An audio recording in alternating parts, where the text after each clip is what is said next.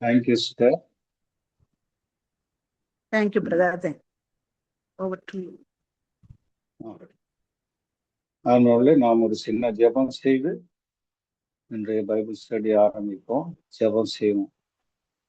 எங்களை நேசிக்கிற நல்ல ஆண்டவரே, இந்த அருமையான மாலை வேளைக்காக நன்றி செலுத்துறோம்.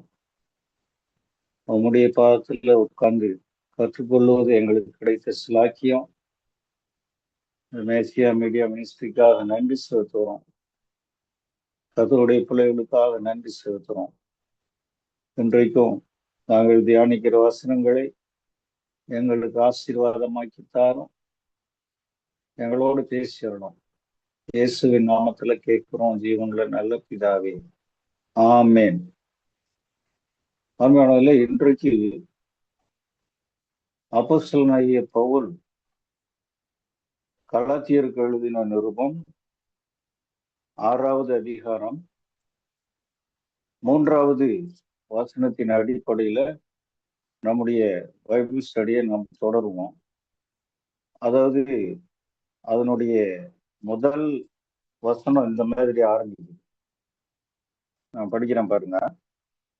சகோதரரே, ஒருவன் யாதொரு குற்றத்தில் அகப்பட்டால்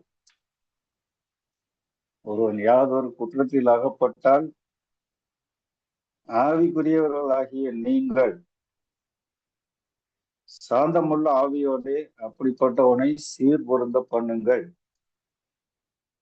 நீயும் சோதிக்கப்படாதபடிக்கு உன்னை குறித்து எச்சரிக்கையா இரு. அவங்கெல்லாம் ஆவிக்குரியவர்கள்னு பவுல் ஏற்றுக்கொள்றார், அது கன்ஃபார்ம். ஆனா யாராவது ஒருத்தர் மேல ஒரு குற்றச்சாட்டு, ஒரு தப்பு பண்ணிட்டாங்க, அந்த மாதிரி ஒரு சூழல் வரும் பொழுது, பாதை மாதிரி போயிட்டாங்க, ஏதாவது ஒரு பிரச்சனை வரும் பொழுது, ஏதோ நாமெல்லாம் தவறே பண்ணாதவர்கள் மாதிரி அப்படி பார்க்கணும். அப்படி கான்டெக்ட்ல ஒரு அட்வைஸ் பண்றார். நீங்க ஆவிக்குள்ளவர்களா இருந்தா சாந்தமுள்ள ஆவியோட அப்படிப்பட்டவங்களை சீர்பொருந்த பண்ணுங்க. சோதிக்கப்படாதபடிக்கு முதல்ல உன்னை குறிச்சு எச்சரிக்கையாரு. நிக்கிறேன்னு நினைக்கிற நீ விழுந்துட கூடாதுப்பா அப்படின்னு சொல்றாரு. 3வது வசனம், ஒருவன் தான் ஒன்றும் இல்லாதிருந்தும் தன்னை ஒரு பொருட்டென்று எண்ணினால் தன்னைத்தானே வஞ்சிக்கிறவனாய் இருப்பான். ஒரு பொருட்டே கிடையாது, ஒரு தியாகம் கிடையாது. ஆனா நான் நான் நான் நான் அந்த மாதிரி நான் நான் நான் ஒரு வாலிப பிள்ளை ஊழியக்காரருக்கு லெட்டர் எழுதி இருந்துச்சான். நல்ல ஸ்போர்ட்ஸ்மேன், விளையாட்டுல திறமைசாலி, மெடல் வாங்கினாள். அதுக்கு இந்த கோச் பண்றதே சரியில்லை, நான் எது சொன்னாலும் கேட்க மாட்டேன். நான் நான் நான் ஒரு எழுதி இருக்கிற 20 லைன்ல 15 முறை நான் நான் நான்னே இருக்கும். இப்ப நான் நான்ங்கிறத விட்டுட்டு அவர் என்ன சொல்றாரோ அவரு தானே கோச்சு, அதுக்கு கொஞ்சம் ஒபே பண்ண பாருமா என்று சொல்லி அவர் பதில் எழுதினார். தன்னை குறித்து ஒன்றுமில்லாது இருந்தோம் ஒரு பொருட்டு என்று எண்ணுவது. அவன் தன் தன் சுய கிரியைகளை சோதித்து பார்க்க கடவன். அப்பொழுது மற்றவனை பார்க்கும் பொழுது அல்ல, தன்னையே பார்க்கும் பொழுது மேன்மை பாராட்ட அவனுக்கு இடம் உண்டாகும். முதல்ல எக்ஸாமின் யுவர் செல்ஃப். நம்மளை நாமே கொஞ்சம் சீர்தூக்கி பார்ப்போம், எக்ஸாமின் பண்ணுவோம் என்று பவுல் நமக்கு ஆலோசனை சொல்றத பார்க்கும். நிறைய எண்ண வேண்டியதற்கு மிஞ்சி என்றாங்க அப்படின்னு சொல்லி ரோமர்ல ஒரு வசனம், ரோமர் 12ஆம் அதிகாரம் 3வது வசனத்துல பவுல் இப்படி ஒரு வசனத்தை குறிப்பிட்டிருக்கிறத பார்க்கிறோம். நம்ம நிறைய முறை வாசிச்சிருக்கிறோம். அல்லாமலும் எனக்கு அருளப்பட்ட கிருபையினாலே நான் சொல்லுகிறதாவது, உங்களில் எவனாயிலும் தன்னை குறித்து எண்ண வேண்டியதற்கு மிஞ்சி எண்ணாமல் அவன் அவனுக்கு தேவன் பகிர்ந்த விசுவாச அளவின்படியே தெளிந்த எண்ணமுள்ளவனாய் எண்ண வேண்டும். எனக்கு அருளப்பட்ட கிருபையினாலே நான் சொல்லுகிறதாவது, உங்கள் எவனாயிலும் தன்னை குறித்து எண்ண வேண்டியதற்கு மிஞ்சி எண்ணாமல் அவன் அவனுக்கு தேவன் பகிர்ந்த விசுவாச அளவின்படியே தெளிந்த எண்ணமுள்ளவர்களாய் எண்ண வேண்டும். நமக்கு சரீரத்துல பல அவயவங்கள் இருந்தும் ஒரே தொழில் இருக்காது. கிறிஸ்துவுக்குள்ள நாம் ஒரே சரீரமா இருக்க நமக்கு பல தொழில்கள் இருந்தாலும் அது ஒரே பல அவயவங்கள் இருந்தாலும் ஒரே தொழிலா இருக்காது. இங்க போய் ஒரு கொசு கடிச்சா கூட இந்த கை போய் அப்படி ஒரு தட்டு தட்டி விடுது. இங்க ஒரு காயம் ஆயிட்டா இங்க இருக்கிற கண் தண்ணி விடுது. அடுத்த கை உனக்கு தானே அடிபட்டுச்சு, எனக்கு என்னன்னு நினைக்காம ஒரு துணியை எடுத்து சுத்துது. எவ்வளவு வேலை செய்யுது. காலில் தானே அடிபட்டுருக்கு, எனக்கு என்னன்னு சொல்லி கை இருக்கிறதுல ஓடி போய் மருந்து எடுத்து போடுது. எவ்வளோ வேலை. அவயவங்கள் ஒருங்கிணைந்து ஒரு வேலையை செய்கிறது. நாம என்ன வேண்டியதுக்கு மிஞ்சி எண்ணக்கூடாது. அநேக வருஷங்களுக்கு முன்ன எங்க ஃபாஸ்டிங் ப்ரேயர்ல ஒரு 10-12 பேர் கவுண்ட் இருப்பாங்க. அப்ப நான் அங்கிள் பக்கத்துல உட்காருவேன். ஏன்னா அவர் பேசுறது கொஞ்சம் கம்மியா கேட்கும். அதுல அங்கிள் ஜெபிச்சதுக்கு பிறகு 20 இயர்ஸ்க்கு முன்னன்னு வச்சுங்களேன், 20 இயர்ஸ்க்கு முன்ன அங்கிள் ஜெபிச்சதுக்கு முன்ன என்ன பண்றது, முண்டி அடிச்சு நான் வந்து ஃபர்ஸ்ட் ஜெபம் பண்ணிடுவேன். எனக்கு அப்படி ஒரு இன்டென்ஷன், ஃபர்ஸ்ட் நான் ஜெபம் பண்ணிடணும். அப்படி பண்றது. நிறைய சீனியர் அங்கிள்ஸ் இருக்காங்க, ஊழியத்துல இருக்கிறவங்களா இருக்காங்க. அப்படி ஃபர்ஸ்ட் முண்டி அடிச்சு ஃபர்ஸ்ட் ஜெபம் பண்ணிடுவேன். அவங்களுக்கும் தெரியும் இப்படி பண்றாங்க, ஆனா எதுவும் சொன்னதில்லை. சரி பண்ணட்டும் அப்படின்னு விட்டுருவாங்க. நான் எம்எல்சியூடா பண்றேங்கிறது எனக்கு தெரியாது, நான் அப்படி பண்ணுவேன். அதுக்கு ஒரு காரணம், அப்பெல்லாம் பாசிங் பிரேயர் ஆரம்பிக்கிறதே 9க்கு தான் ஆரம்பிக்கும், அது முடிய 12-1 ஆயிரும். அதுக்கு பிறகு கூட அங்கிள் பார்த்துட்டுலாம் போவாங்க. அதுக்கப்புறம் இப்போ ஒரு 7-8 வருஷமா அதை கொஞ்சம் ஸ்க்ரூட்டினைஸ் பண்ணி டைமிங் எல்லாம் சரி பண்ணிட்டாங்க. 9க்கு மேல 10க்குள்ள எல்லாமே முடிஞ்சது, யாரும் இருக்கிறது இல்லை. அப்போ ஒரு அங்கிள், அவரு ஒரு லாங் பிளேஸ்ல ஒர்க் பண்றவரு, ட்ரெயினை விட்டு இறங்கி வருவாங்க. வந்து இறங்கி அவர் வருவாரு, வந்ததையும் ஜெபம் பண்ணுவாரு. ஆண்டி வெயிட் பண்ணுவாங்க, கூட்டிட்டு போயிடுவாரு. எனக்கு எவ்வளவு பேர் எல்லாம் வெயிட் பண்ணிட்டு இருக்கிறாங்க, இந்த அண்ணன் வர்றாரு, வந்தது அவர் வாட்டுக்கு ஜெபம் பண்ணிட்டு வேகமா கிளம்பி வர்றாரு, இது நியாயமா? நம்மளெல்லாம் பார்த்தா அவருக்கு எப்படி இருக்கு அப்படி நினைப்பேன். அப்படி ஒரு 2-3 வருஷம் 4 வருஷம்னு வச்சுங்களேன். அதுக்கு பிறகு சில இடங்களுக்கு எனக்கு வெளியூர்ல டியூட்டி போட்டாங்க.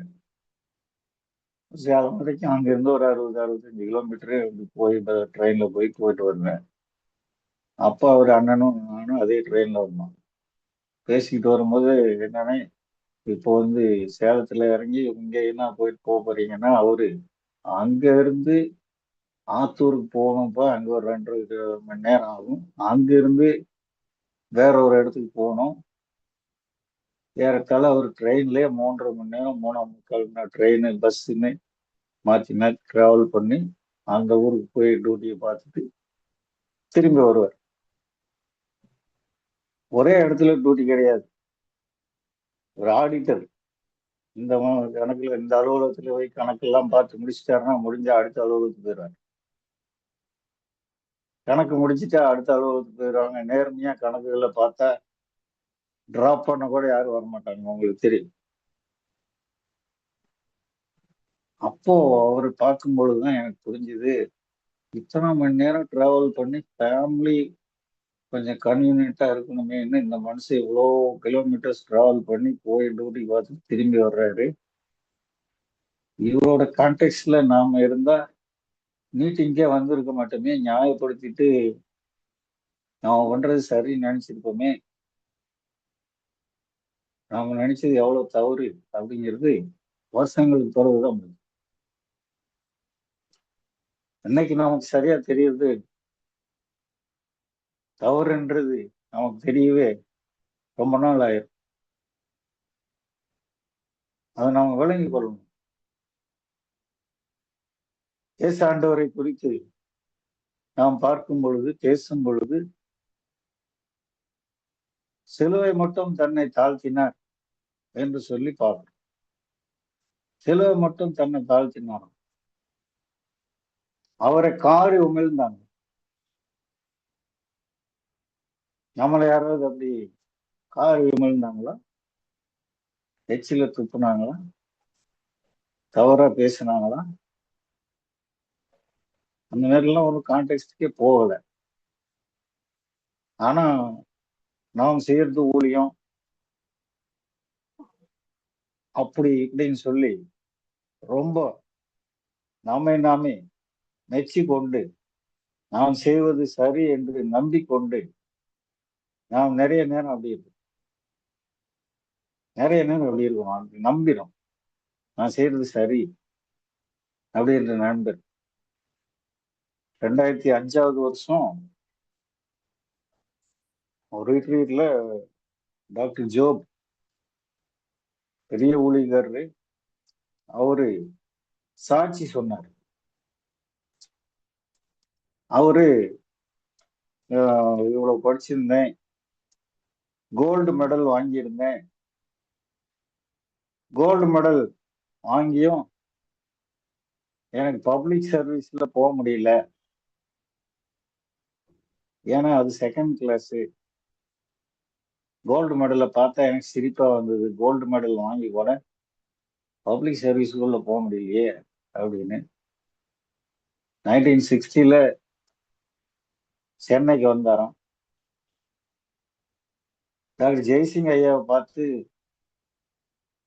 சில விஷயங்களை சம்பாதிச்சு கற்றுக்கொண்டிருக்கிறாரு.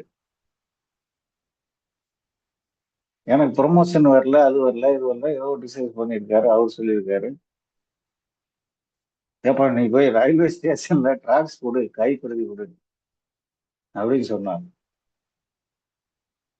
பை த டைம் இவருக்கு அங்கிருந்து மதுரைக்கு டிரான்ஸ்ஃபர் ஆகி இங்க வந்திருக்காரு. மதுரையில ப்ரொஃபசர், அமெரிக்கன் காலேஜ்னு நினைக்கிறேன், எனக்கு இல்லை, ப்ரொஃபசர்.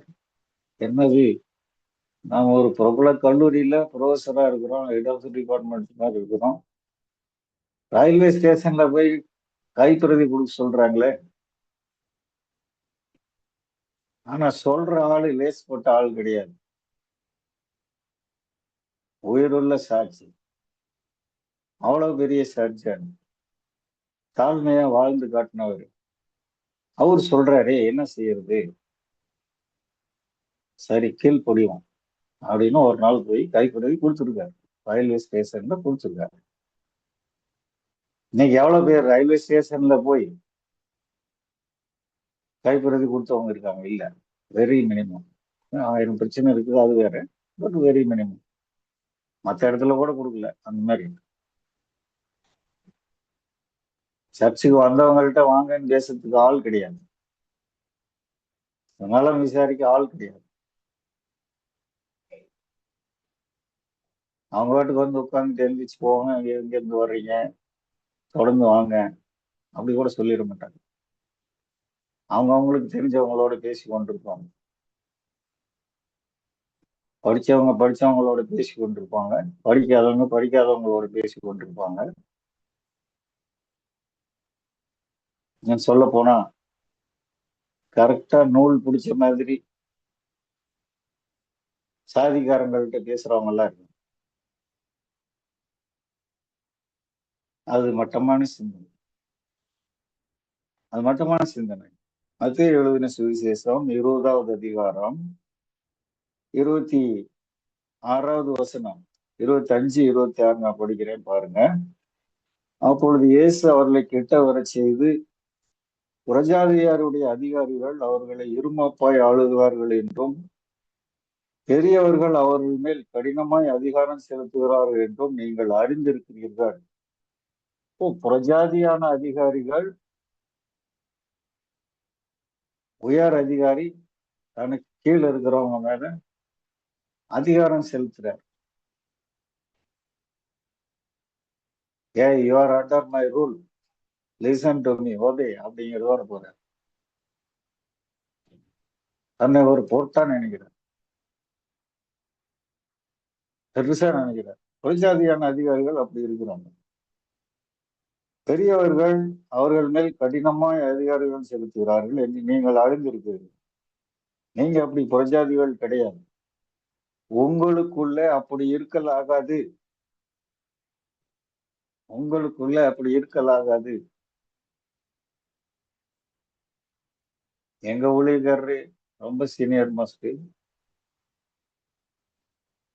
நிறைய ஊழியக்காரர்கள் அந்த மாதிரி சீனியர் மோஸ்ட் ஊழியர்களை நம்முடைய காலகட்டத்துல பார்த்துருக்கிறோம். அவங்க எல்லாம் என்னைக்கும் நான் ஊழியக்காரன், நான் தான் இன்சார்ஜி, என்ன கேட்டுதான் எல்லாம் செய்யணும் அப்படின்னு சொன்னதே கிடையாது. அப்படிலாம் சொன்னதே கிடையாது. அப்படின்னு அவங்க கேள்விப்பட்டது கூட கிடையாது. ஆனா இன்னைக்கு தெரியற நிறைய அந்த வாண்டு பசங்க எதுக்கு எடுத்தாலும் நான் தான் இன்சார்ஜி, நான் தான் இது, எனக்கு எடுத்தான் செய்யணும், இப்படிதான் செய்யணும், நான் தான் ஹெச்ஓடி, நான் தான் டைரக்டர், நான் தான் பிரின்சிபல் செக்ரட்டரி, எனக்கு எடுத்தான் அது நடக்கணும். அப்படி நான் என்று சொல்லுறத பார்க்கணும். உங்களுக்குள்ள அப்படி இருக்கலாகாது. அப்படி செய்யாதீங்க. உங்களில் எவனாகிலும் பெரியவனா இருக்க விரும்பினால், பெரிய ஆளா இருக்கணும்னு முடிவு பண்ணிட்டா அவன் உங்களுக்கு பணிவிடைக்காரனா இருக்க கடவன்.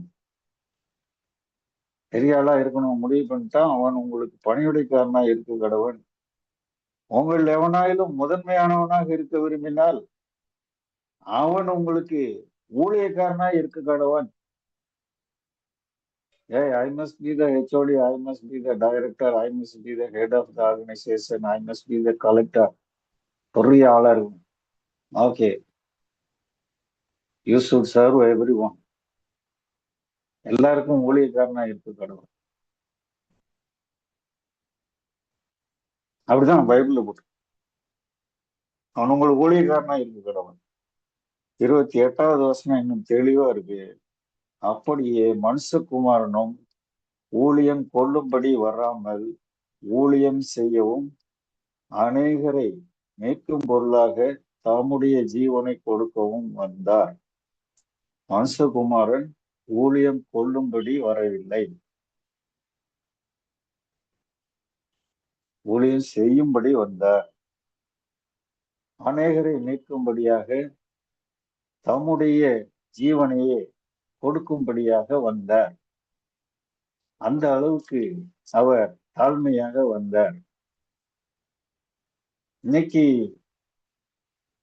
400 ரூபாய் நோட்டுகள் வருமானம் வந்துட்டாலே கீழே பார்க்கறது இல்லை, மேலதான் பார்க்கற மாதிரி ஆயிடுது. அப்படி இப்படி அப்படி அப்படி பார்க்குற மாதிரி ஆயிடுது. ஐஸ்வர்யம் பெருகினால் அதில் மேல இதயத்தை வைக்காதீங்கன்னு பைபிள்ல போட்டிருக்கு. ஆண்டவர் கொடுக்கிற ஐஸ்வர்யம், வசதி வாய்ப்புகள் நம்முடைய பெருமையை காட்டுவதற்கு பயன்படுத்தக்கூடாது.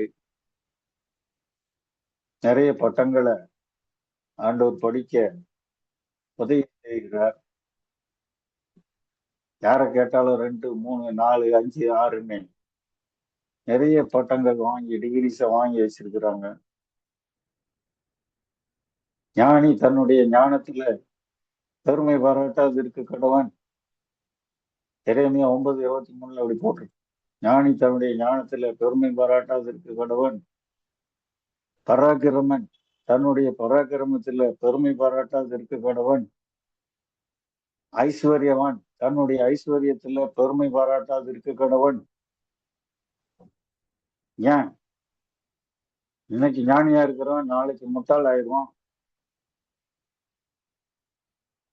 ரொம்ப படிச்சு பட்டங்கள் எல்லாம் நிறைய வாங்கியாச்சு, டாக்டர் பட்டங்கள் கூட வாங்கியாச்சு, ஒரு டாக்டரேட் 2, 3 கூட வாங்கியாச்சு. செல்போன்ல ஒரு சின்ன விஷயம் தெரியலன்னா இப்ப இருக்கிற 5ஆம் கிளாஸ் பையன் 6ஆம் கிளாஸ் பையன்கிட்ட இது என்னடான்னு கேட்டா இது இப்படி பண்ணணும்னு சொல்லி தரான். இவர் ஞானி பட்டம் வாங்கிட்டாரு, எல்லாமே இருக்கு. ஆனா மேன்மை பாராட்ட ஒண்ணு இல்லை. இந்த 5ஆம் கிளாஸ் பையனுக்கு தெரியற பெரிய பல விஷயங்கள் அவருக்கு தெரியாது. Highly qualified people, educated people are deeply in NEET. அவங்களுக்கு அடிப்படையான பேசிக்கான விஷயங்கள் கூட புரியாது, அது கூட புரியாது. ஐஸ்வர்யான் தன்னுடைய ஐஸ்வர்யத்துல பெருமை பாராட்டாது இருப்பானாக. ஏன்னா பெரிய ஐஸ்வர்யவான்கள் 4 நாள்ல ரோட்டுக்கு வந்துடுறாங்க. ஒன்னையும் வச்சு பிழைக்க முடியல. திடீர் பணக்காரர்கள் உருவாகிறாங்க. அன்னைக்கு சரீரத்துல இருக்கிற பலனும் முறுக்கும் 20 வயசுல இருக்கிறது 50 வயசுல இருக்கிற ஒரு ரப்பர் அப்படியே போயிற மாதிரி சரீர பலவீனங்கள் வந்து விடுது. பராக்கிரமத்துல பெருமை பாராட்ட முடியாது. சோ தன்னை ஒரு பொருட்டென்று எண்ணினால் அது தவறு, அது செய்யக்கூடாது. அந்த கலாத்தியர் 6ஆம் அதிகாரத்திலேயே 7வது வசனம், அதுக்கு இருக்கிற வசனங்களை கேட்டுதான் இந்த சகவாசத்துல இருந்த ஜோப் ஐயா மறைஞ்சிருந்திருக்காரு. இன்னும் எம்டி பால் போன்றவர்கள் தொடப்பட்டிருக்கிறாங்க. மனுஷன் எதை விதைக்கிறானோ அதை அறுக்கிறான்னு போட்டிருக்கு. அதை கேட்டு அவங்க எல்லாம் பயந்து அந்த காலத்துல மனம் திரும்பி இருக்கிறாங்க. எவ்வளவு சத்தியம் அவள் மத்தியில கிரியை செஞ்சிருக்கு, எவ்வளவு இருக்கு. ஆகார் சாராளுக்கு கீழே இருக்கிறாள், பனி பெண்ணாக இருக்கிறாள். சரி, பிள்ளை இல்லாததுனால அவளுக்கு ஒரு தருணத்தை ஏற்படுத்தி இவள் நாம் சொல் பேச்சு கேட்டு இருக்கிறாளே என்று சொல்லி இருக்கிற ஆட்களுக்குள்ள ஒரு பெஸ்டா ஒரு ஆளை செலக்ட் பண்ணி தான் அப்படி ஒரு வாய்ப்பை சாராள் கொடுக்கிறான். தனக்கென்று ஒரு பிள்ளை வந்த உடனே சாராளுக்கு பிள்ளை இல்லை என்ற உடனே தன்னை ஒரு பொருட்டா நினைக்கிறான்.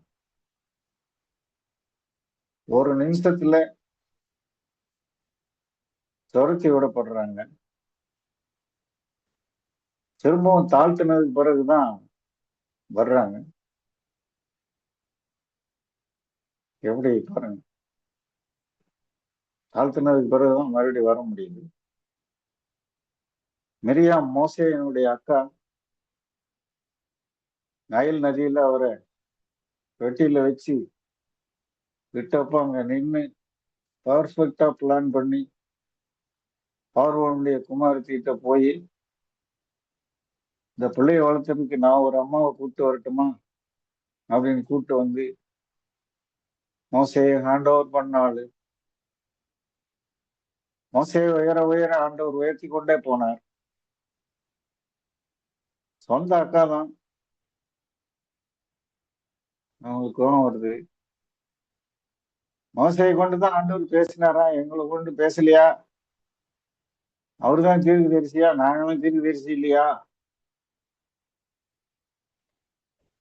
குஷ்டம் வந்துருச்சு. திரும்பவும் அறிக்கையிட்டு தாழ்த்தினதுக்கு பிறகு தருணம் கிடைச்சி நார்மல் பர்சனா மாறினாங்க. அது ஒரு பொருட்டென்று என்னதில்லை எவ்வளவு ஆபத்து இருக்கு பாருங்க. எவ்வளவு ஆபத்து இருக்கு. தாவீது பேசும்போது நான் ஒரு தெள்ளு பூச்சி என்னையா அப்படின்னு சொல்லி அவ்வளவு சிம்பிளா தன்னை தாழ்த்தி பேசுறத பார்க்கணும். ஒரு பொருட்டா அப்படி பேசல. அன்பானவர்களே, இன்றைக்கு நம்முடைய எண்ண ஓட்டங்கள் சிந்தனைகள் அப்படி இருக்குமானால் நாம் அதை சீர் பொருந்தணும், சரி பண்ணணும். அதுதான் சரியா இருக்கும். வேதாமத்துல நம்ம லூக்கா எழுதின சுவிசேஷத்துல 2 பேர் ஜெபம் பண்ண போறதை பத்தி வாசிக்கிறோம். லூக்கா 18 இருக்கு அந்த சம்பவம். ஒருத்தன் பரிசேயன், இன்னொருவன் ஆயக்காரன். பரிசேயர்கள் உயிர்த்தெழுதல் உண்டு என்று நம்புகிறவர்கள், தேவதூதர்கள் உண்டு என்று நம்புகிறவர்கள். நாமெல்லாம் பரிசேயர் தான். பவுல் கூட நான் ஒரு பரிசேயன் ஒரு போர்டு போட்டாரு, நாம் பரிசேயர்கள். ஆயக்காரன். சரி, இப்போ பரிசேயன் போய் ஜெபம் பண்றான். என்ன ஜெபம் பண்றான்? அவன் தூரத்துல நின்று ஜெபம் பண்றானா இவன்? அவன் மார்பிள் அடிச்சு ஜெபம் பண்றானா இவன் நார்மலா நின்று ஜெபம் பண்றான்? ஆண்டவரே எனக்கு தகுதி இல்லைன்னு அவன் ஜெபம் பண்றான். இவன் வாரத்துல நான் 2 தடவை உபவாசம் பண்றேன், தசமபாகம் கொடுத்துடுறேன். அதோ அங்க நிக்கிறானே ஆயக்காரன், அவன மாதிரி இல்ல. அப்ப அவனே வாட்ச் பண்ணி இருக்கிறான். நீ பிரசங்கம் பண்றதுலயே கிறிஸ்தவர்களுக்கு பிரசங்கம் பண்றதுதான் ரொம்ப கஷ்டம். ஏன்னு கேட்டீங்கன்னா, அவங்க ஆண்டவர் எனக்காகத்தான் இந்த சத்தியத்தின்படி பேசினாரு என்று சொல்லி ஒருபோதும் நினைக்க மாட்டாங்க. மாறாக இந்த பிரதர் அப்படி பேசினாரு, அந்த பிரதர் அப்படி பேசினாரு, இவருக்கு 45 மார்க் போடுறேன், அவருக்கு 60 மார்க் போடுறேன், இவர் நேரம் வரைக்கும் பேசிட்டாரு, அவர் கொஞ்சம் ஷார்ட்டா பேசினாரு. இப்படி விமர்சகர்களாக ஆகி கிரிட்டிசைஸ் பண்ணிக்கொண்டு மதிப்பீடு செய்து கொண்டு எவாலுவேட் பண்ற வேலைகள் செய்யறாங்க. உங்களை யார் மார்க் போட சொன்னா? அவங்களுக்கு அந்த வேலை யார் கொடுத்தது? அந்த உணர்வு கிடையாது, அந்த சிந்தை கிடையாது, அந்த எண்ணம் கிடையாது. அது கிடையாது. பைபிள்லயே சொல்லுது, மேன்மை பாராட்டுறதுக்கு இடம் இருந்தா சிலுவை குறித்து மேன்மை பாராட்டுங்க போட்டிருக்கு. அதை செய்யலாம், அதை செய்யலாம். நான்ன்றது ரொம்ப அதிகமா இருக்கு. வட இந்தியாவில் நம்ம சகோதரர்கள் புத்தக கண்காட்சிகளை எடுத்துக்கிட்டு போகும்பொழுது, புத்தகங்களை எடுத்துட்டு போகும்போது சமீபத்துல எங்க சகோதரன் ஒருத்தர் வந்தார், அவர்கிட்ட பேசணும். அவர் எவ்வளவு விஷயங்களை சொல்றாங்க. பூட்டானுக்குள்ள எல்லாம் போனா போறதுதான் தெரியும், எப்ப வருவோம் தெரியாது, எப்படி சேருவோம் தெரியாது.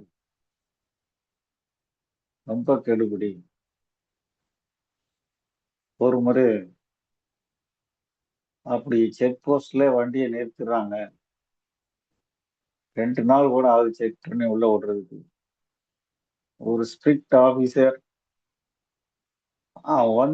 பார்த்துதான் நான் சைன் பண்ணுவேங்கிறான். வண்டியை பார்த்து பார்த்தா கண்டிப்பா விட மாட்டாங்க. ஏன்னா அவ்வளவும் ரிலீஜியஸ் டெக்ஸ்ட்.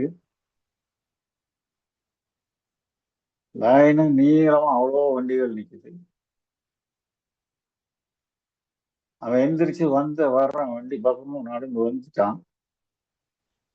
நியர்பை வரும் பொழுது இந்த சகோதர பாவம் 5-6 பேர் இருக்காங்கன்னா அவங்க ஜெபம் பண்ணிக்கிட்டே இருக்காங்க. திடீர்னு மழை அடிக்குது, சரியான மழை, காத்தடி. பார்த்துட்டு போ அவன் ஒரு வேலத்தை போட்டு அனுப்பினான். அப்புறம் போனேன்றாங்க. அவ்வளவு ஸ்டாக்கு தூக்கிட்டு போறாங்க. இங்கே அந்த மாதிரி இடங்களுக்கு வரும்போது எல்லாரும் உதவி செய்யறாங்க. அப்படி இடங்களுக்கு போகும்போது அவங்களே தான் செய்யறாங்க. சில கண்ட்ரிஸ்குள்ள பஸ் போகுது, நேபாள் உதாரணமா அந்த மாதிரி இடங்களுக்கு. நம்ம வண்டி இருக்குன்னா அது நம்ம நாட்டோட பெர்மிட், அங்க எப்படி போக முடியும்? அங்க போய் வழியில வண்டியை நிறுத்திட்டு பஸ்ல ஆட்களை ஃபிக்ஸ் பண்ணி உங்களுக்கு 3 பெட்டி, உங்களுக்கு 3 பெட்டி, அப்படி பஸ்ஸா 3 4 ஏற்றி விட்டு அங்க ஒரு ஆளை ஃபிக்ஸ் பண்ணி இறக்கி எல்லாம் ஒண்ணு சேருங்க. வரிசையா அப்படி பேசஞ்சர் போய் அங்க இறங்கி எல்லாத்தையும் எடுத்து வச்சு மறுபடியும் அதை அங்கிருந்து தூக்கிட்டு போய் விற்று திருப்பி எடுத்துட்டு திருப்பி எவ்வளவு ஸ்டாக் கொண்டுட்டு போனா கண்டிப்பா செக் போஸ்ட்ல மாட்டுவோம்.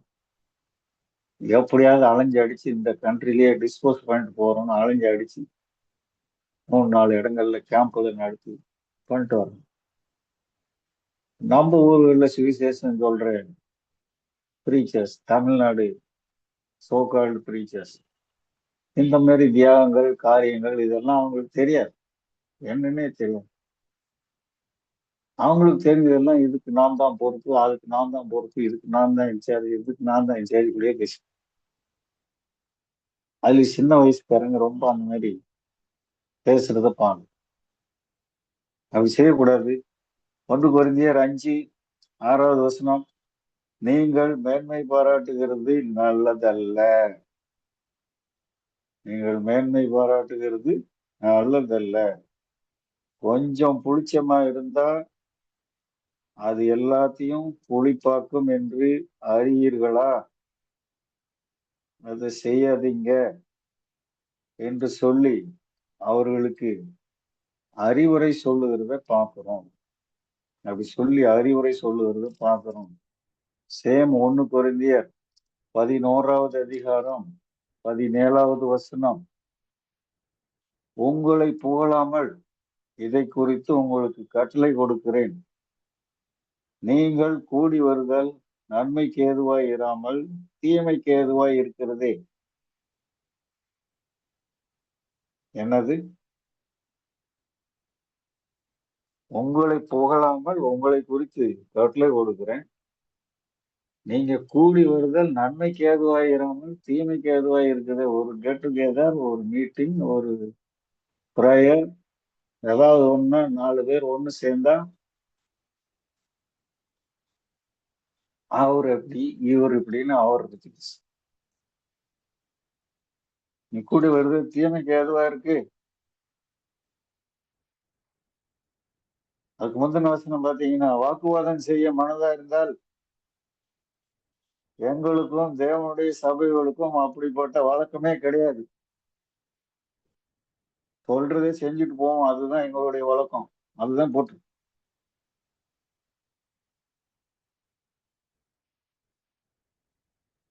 அதுதான் போட்டு. அவ்வளவு ஆர்குமெண்ட்டுகள் எங்க இருந்து வந்துச்சு? ஏக சிந்தைன்றது நிறைய விட்டு போயிருக்கு. இல்ல, ஆளாளுக்கு ஒரு ஆர்குமெண்ட், ஆளாளுக்கு ஒண்ணு. பிலிப்பியர் 2ஆம் அதிகாரம் 3வது 4வது வசனங்கள் இப்படி சொல்லுது. 2வது வசனம், நீங்கள் ஏக சிந்தையும் ஏக அன்புள்ளவர்களுமாய் இருந்து இசைந்த ஆத்துமாக்களாய் ஒன்றையே சிந்தித்து என் சந்தோஷத்தை நிறைவேற்றுங்கள். என் சந்தோஷம்ன்றது பவுலுடைய சந்தோஷம்.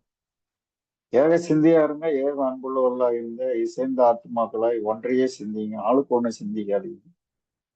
ஒன்றையும் வாதினாலாவது வீண் பெருமையினாலாவது செய்யாதீங்க. ஆர்குமெண்ட், சண்டை பண்ணாதீங்க. மனத்தாழ்மையினாலே ஒருவரை ஒருவர் தங்களிலும் மேன்மையானவர்களாக எண்ண கடவீர்கள். நான் சிலரை அறிவேன், அவங்க வயசுல பெரியவங்க, தங்களோட வயசுல சின்னால அண்ணன்னு தான் கூப்பிடுவாங்க. அவங்களுக்கு தெரியாமல இல்ல, தெரிஞ்சுதான் அதை கூப்பிடுவாங்க. அது ஒரு பிசினஸ் டெக்னிக் மாதிரி. பரவாயில்ல, நாம கனப்படுத்துவோம், தப்பு இல்லை. நம்ம விட அவங்களோட மேன்மையா கருதுவோம்.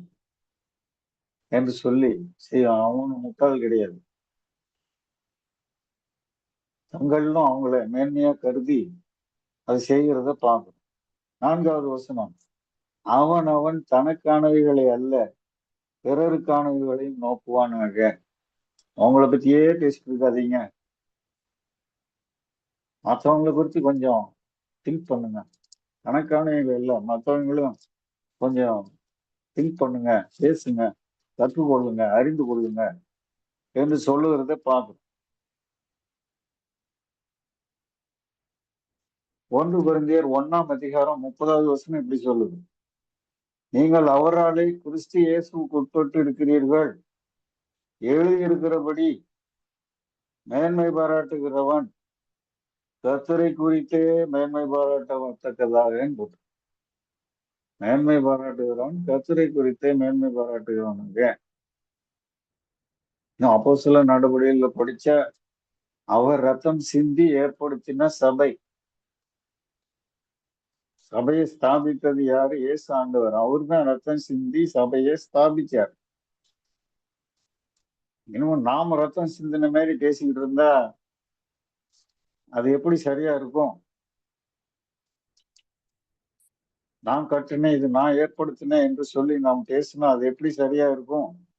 அப்போஸ்தலர் 20:28 அப்படி இருக்கு, உங்களை குறித்தும் தேவன் தம்முடைய சுய ரத்தத்தினாலே சம்பாதித்துக் கொண்ட சபை. பாருங்க, தமது சபையை மேய்ப்பதற்கு பரிசுத்த ஆவி உங்களை கண்காணிகளாக வைத்த மந்தை முழுவதையும் குறித்து எச்சரிக்கையா இருங்கள். தம்முடைய சுய ரத்தத்தினாலே சம்பாதித்த சபை. நாம ஒன்னும் ரத்தம் சிந்தல, அது நிறைய. யாக்கோபுல ஒரு வசனம் இருக்கு, தகாத விதமா விண்ணப்பம் பண்றாங்க, தகாத விதமா விண்ணப்பம் பண்றாங்க. ஜெபம் பண்றதுல குறைவு இருக்கு. உங்களுக்குள்ள யுத்தங்கள் சண்டைகள் எதனால வருது? உங்கள் அவயவங்கள்ல போர் செய்கிற இச்சைகள்னால. 4ஆம் அதிகாரம் அப்படி சொல்லுது. நீங்க நிச்சயத்துவம் கிடைக்கல, பொறாமையுள்ளவர்களா இருக்கீங்க, நீங்கள் சண்டையும் யுத்தம் பண்ணியும் நீங்கள் விண்ணப்பம் பண்ணாமல் இருக்கிறதுனால உங்களுக்கு சித்திக்கல, தகாத விதமா விண்ணப்பம் பண்றீங்கன்னு 3வது வசனத்துல சொல்லி. நான் எங்க கிராம சபைக்கு போயிருக்கேன். அங்க எங்க ஒரு சிஸ்டர் ஜெபம் பண்றாங்க, ஆண்டவரே பாவத்தை நேசிக்கிறவர்கள் பெருகி விட்டார்கள், பரிசுத்தத்தை நேசிக்கிறவர்கள் இல்லை ஆண்டவரே. கரெக்ட் தான். நோவாவின் நாட்கள்ல ஆண்டவரே, எலியாவின் நாட்கள்ல ஆண்டவரே, எரேமியாவின் நாட்கள்ல ஆண்டவரே, எசேக்கியாவின் நாட்கள்ல ஆண்டவரே அப்படின்னு ஜெபம் பண்றாங்க. எங்கேயோ யூடியூப்ல ஒரு மெசேஜ் கேட்டுருக்குறாங்க, அதை ஜெபத்துல எடுத்து விடுறாங்க. இப்போ அடுத்த வாரம் குட் ஃப்ரைடே வருது. அதை பத்தி அதுக்கு எல்லாரும் நிறைய புதியவர்கள் வருவாங்க, சத்தியம் கேட்கட்டும், ஜெபம் பண்ணலாம். ரிட்ரீட்டுக்காக பியூலா கார்டனை சுத்தம் பண்ணிட்டு இருக்காங்க ஒவ்வொரு சாட்டர்டேயும். நியர்பை சென்டர்ஸ் எல்லாம் போய், நீங்க எல்லாம் தூரத்துல இருக்கிறீங்க, நிறைய பேர் வர்றதில்லை, நாங்கெல்லாம் பக்கத்துல இருக்கிறோம், போறோம். இயர்லி ஒன்ஸ் போயிட்டு எல்லாம் சுத்தம் பண்றாங்க. எல்லாம் சுத்தம் பண்ணி தாங்களா காசு போட்டு சாப்பிட்டு தாங்களே பஸ் ஏறி போவாங்க. அப்படி சுத்தம் பண்ணவங்களுக்கு, லோக்கல்ல இருக்கிறவங்களுக்கு உள்ள அகாமடேஷன் கொடுக்க மாட்டாங்க. ரிட்ரீட்ல மாத்துக்கடியில் உட்காந்துருப்பாங்க, தலைமையா செய்வாங்க. ஆல் நியர்பை சென்டர்ஸ் எல்லாம் அது பண்ணுவாங்க. அந்த பணியில ஆசீர்வாதம் ஜெபிக்கலாம். இல்லை சரி, இன்னொரு நல்ல நேர் ரிட்ரீட் வரப்போகுது, அதுக்காக ஆயத்தப்படுத்தினாங்க, ஜெபிக்கலாம், அதுவும் இல்லை. இந்த தேசத்துல ஒரு எலெக்ஷன் வரப்போகுது, நீ தெரிஞ்சு கொண்ட ஆட்களை உயர் பதவிகள் அமர்த்துங்க, அப்படி ஜெபிக்கலாம், அதுவும் ஜெபிக்கல. அந்த மாதிரி ஒரு ஜெபம் வந்து பாவத்தை நேசிக்கிறவர்கள் பெருகி விட்டார்கள், பொருஷத்தை நேசிக்கிறவர்கள் குறுகி விட்டார்கள். அதெல்லாம் பிரசங்கம் பண்ணும்போது பண்ணுங்க, பிரசங்கத்துல பண்ணும், ஜாபம் பண்ணும்போது தகாத விதமா விண்ணப்பம் பண்றதுனால உங்களுக்கு என்ன வேணுமோ அதை கேளுங்க. பரிசேயன் பண்ண மாதிரி நான் அந்த ஆயக்காரன் மாதிரி கிடையாது. வாரத்துல 2 தடவை வாஸ்டிங் பண்றேன். நான் அவன மாரி கிடையாது. தசம்பவம் கரெக்டா கொடுத்துறேன். அவன் பாருங்க நின்றுட்டு ஜாபம் பண்றான். இப்படிதான் நிறைய பண்ணிட்டு இப்படிதான் நிறைய பண்ணிட்டு இருக்கோம். என்ன கூட இருக்கிற எல்லா சகோதரர்களுக்கும் இப்படிதான் பண்ணுவாங்க, நல்லா தெரியும். எதுக்கு வம்பு அப்படின்னு சவிச்சுக்கிட்டு கண்ணை மூடிட்டு பேசாம உட்காந்துருப்பாங்க. கூட இருக்கிற சகோதரிகளுக்கு நல்லா தெரியும் எதுக்கு வம்பு அப்படின்னு பேசாம உட்காந்துருப்பாங்க. பேசாம உட்காந்துருப்பாங்க. அதுதான் போகும். தன்னை ஒரு பொருட்டென்று நினைக்கிறதுல இவ்வளவு விஷயங்கள் இருக்கு. ஜபத்துல அலப்பி பிரயோஜனம் இல்லை. நாம் அதை அறியணும், கற்றுக்கொள்ளணும். அழிவுக்கு முன்னானது அகந்தைன்னு தெரியாதா? அவங்களுக்கு திருப்பி திருப்பி அதை ஞாபகப்படுத்தணுமா, சொல்லி தரணுமா? உங்களுக்கு தெரியாதா என்ன? அழிவுக்கு முன்னானது அகந்தை சொல்லணுமா என்ன? டெய்லியும் சொல்லணுமா? நமக்கே நல்லா தெரியுமே. ஒரு பொருட்டை நம்ம தான் பெருசு நினைச்சு கொண்டே இருந்தா நாம எவ்வளவு இன்னசென்டா இருக்கிறோம். நான் அப்படி நினைச்சிட்டு இருந்தேன்னு நான் சொல்லியிருக்கேன். அப்படி நினைச்சிட்டு இருந்தேன்னு நான் சொல்லியிருக்கேன். 2 Corinthians 10:17 அந்த சேம் வசனமே இருக்கு. மேன்மை பாராட்டுகிறவன் கர்த்தரை கொடுத்தே மேன்மை பாராட்ட கடவன். தன்னைத்தான் புகழுகிறவன் உத்தமன் அல்ல, கர்த்தரால் புகழப்படுகிறவனே உத்தமன். தன்னைத்தான் புகழுகிறவன் உத்தமன் அல்ல, கர்த்தரால் புகழப்படுகிறவனே உத்தமன். அடுத்தது, இதெல்லாம் விளக்கம் சொல்லி புரிகிற வசனங்கள்ல பார்த்தாலே புரியுது. 1 Corinthians 11வது வசனம், 11வது அதிகாரம் 3வது வசனம் அப்படி சொல்லு பாருங்க.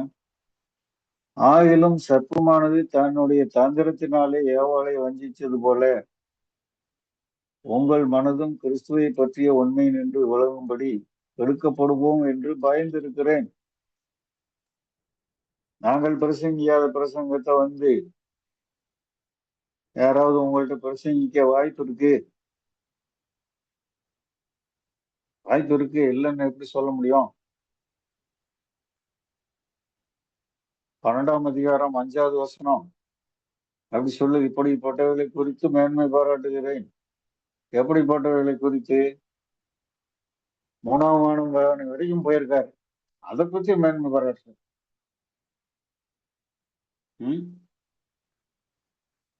ஆனாலும் என்னை குறித்து என் பலவீனங்களே என்று வேறொன்றிலும் மேன்மை பாராட்ட மாட்டேன். 2 Corinthians 12:5 அதுலயே 9வது வசனம், கிருபை எனக்கு போதும், பலவீனத்திலே பலன் வழங்கும் என்று சொல்லியிருக்கு. அன்பாவளே, இந்த மாதிரி நிறைய வசனங்கள்.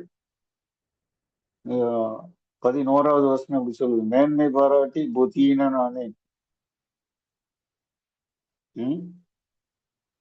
மேன்மை பாராட்டி புத்தியின் ஆனேன்.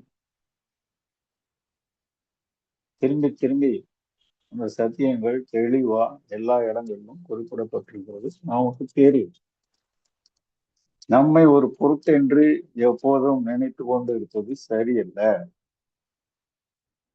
அது சரியல்ல.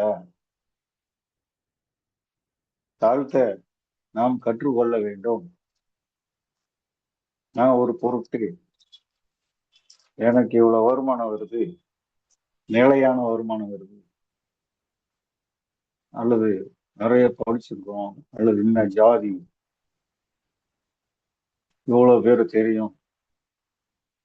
போனை எடுத்தா நான் ஸ்டாண்ட்ல சொல்லிட்டே பேசுவேன். அந்த அளவுக்கு பெரிய ஆளு.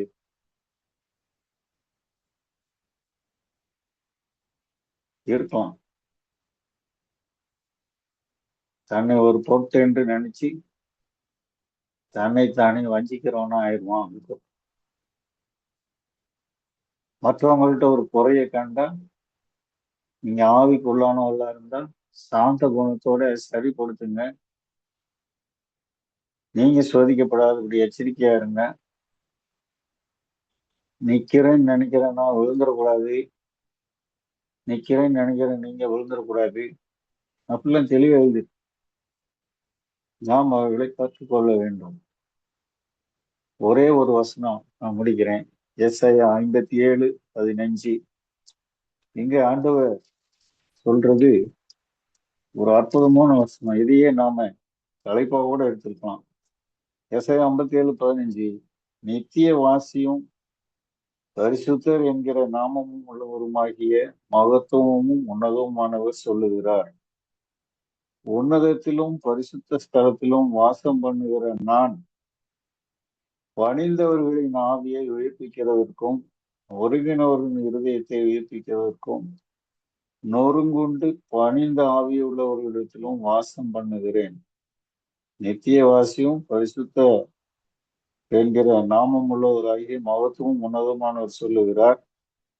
உன்னதத்திலும் பரிசுத்த தலத்திலும் வாசம் பண்ணுகிற ஆண்டவர் பணிந்தவர்களின் ஆவியை உயிர்ப்பிக்கிறார். நொறுங்கினவர்களின் இருதயத்தை உயிர்ப்பிக்கிறார். நொறுங்குண்டு பணிந்த ஆவி உள்ளவர்களிடத்தில் வாசம் பண்ணுகிறார். இதுதான் அவருடைய பாலிசி. இதுதான் அவருடைய பிரின்சிபல். இதுதான் அவருடைய லெவல். அதை நாம் அறியணும். அகங்காரியின் வீட்டை கர்த்தர் பிடுங்கி போடுவார்னு நாம படிக்கலையா? தனியா சொல்லணுமா? தன்னைத்தான் ஒரு பொருட்டாக நாம் நினைக்க கூடாது. மற்றவர்களை மேன்மையா கருதணும். கர்த்தருடைய ஊழியத்தை செய்வர்கள் யாராய் இருந்தாலும் அவர்களுக்கு நாம் உரிய முக்கியத்துவ மரியாதை கொடுக்க கற்றுக்கொள்ளணும். விசேஷமா முழு நேரம் செய்யறவங்களுக்கு அதை நாம் செய்யணும், கற்றுக்கொள்ளணும். நாம பிரமுகர்கள் மாதிரி பிஹேவ் பண்ணி ஆண்டோர் கொடுக்கிற அந்தஸ்தை இழந்து போயிடக்கூடாது. நாம் ஜெபிப்போம், ஆண்டோடத்துல சொல்லுவோம், ஆண்டவரே எவ்வளோ தாழ்மையை கற்றுக்கொள்ள வேண்டியிருக்கு. நீங்க சுய ரத்தத்தை சிந்தி சம்பாதிச்ச சபை. நாங்க ஏதோ ரத்தம் சிந்தின மாதிரி பேசினா எப்படி சரியா இருக்கும்? டாக்டர் ஜோபு போய் ஸ்டேஷன்ல கைப்பிரதி கொடுங்கன்னா அவர் போய் கைப்பிரதி கொடுத்துருக்கிறார். முதல் நாள்லயே ஒரு நபர் தற்கொலைக்கு போனவர் தொட போட்டு நான் போய் காவேரி ரிவர்ல குதிச்சு சேர்த்து போயிடலான்னு போனேன், நீங்க வந்து வழியில தடுத்துட்டீங்க ஐயா அப்படின்னு சொல்லியிருக்காரு. ஐயோ, டாக்டர் ஜெய்சிங் நமக்கு சொன்னது சரிதானே, இப்பதானே புரியுது அப்படின்னு அவர் நினைச்சிருக்காரு.